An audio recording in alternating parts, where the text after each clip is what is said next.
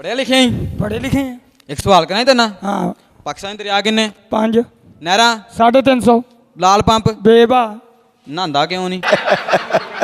ਮਸਰਾਂ ਦੀ ਦਾਲ ਦੇਖੀ? ਮਸਰਾਂ ਦੀ ਦਾਲ ਜੀ ਜੀ ਉਹਨੂੰ ਤੜਕਾ ਲੱਗਦਾ ਦੇਖਿਆ ਹੀ? ਹਾਂਜੀ। ਜਿਹੜੀ ਕੋਲੀ 'ਚ ਲੱਗਦਾ ਨਾ, ਹਾਂ। ਉਸ ਕੋਲੀ ਵਰਗਾ ਤੇਰਾ ਮੂੰਹ ਆ।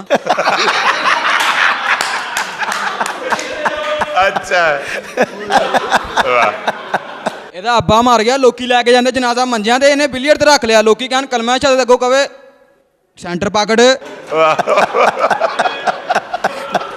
ਇਹਨੇ ਰਮਜ਼ਾਨ 'ਚ ਪੁਲਿਸ ਵਾਲਿਆਂ ਕੋ ਛਿੱਤਰ ਖਾ ਲਏ।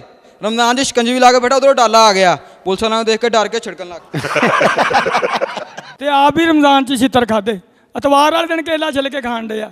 ਉਹਨੇ ਕਿਹਾ ਓਏ ਰੋਜ਼ੇ ਆ। ਕਹਿੰਦਾ ਮੈਂ ਸਮਝਿਆ ਅੱਜ ਛੁੱਟੀ ਆ।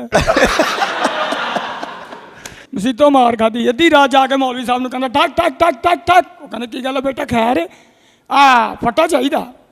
ਮਰ ਗਿਆ ਕੋਈ? ਕਹਿੰਦੇ ਨਹੀਂ, ਅੰਮੀ ਨੇ ਲੱਕ ਸਿੱਧਾ ਕਰਨਾ। ਡਾਕਟਰ ਕੋਲੇ ਗਿਆ, ਜਾ ਕੇ ਕਹਿੰਦਾ ਜਨਾਬ ਮੈਨੂੰ ਦਰਦ ਬਹੁਤ ਹੁੰਦਾ। ਉਹਨੇ ਮਾਲਸ਼ੀਆ ਲਿਖਤਾ।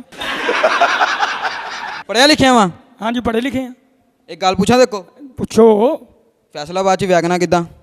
ਕਿੰਨੀਆਂ? ਇੰਨੀਆਂ ਵੀ ਕਿੰਨੀਆਂ ਹੀ ਆ। ਤੇ ਬੱਸਾਂ? ਉਹ ਵੀ ਬੇਬਾ। ਤੇ ਵੱਡੇ ਵੀਲਰ? ਉਹ ਵੀ ਬਲ। ਤੈਨੂੰ ਕੋਈ ਨਹੀਂ ਥੱਲੇ ਦਿੰਦਾ?